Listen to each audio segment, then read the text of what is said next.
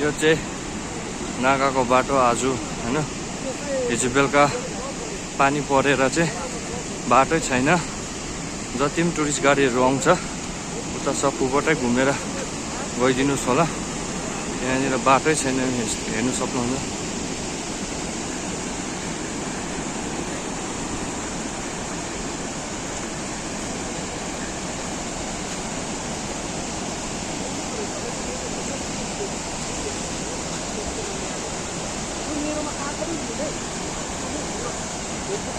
यस्तो भएको चाहिँ नागाको बाटो चाहिँ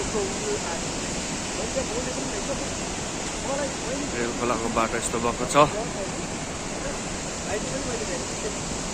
देख्न सक्नुहुन्छ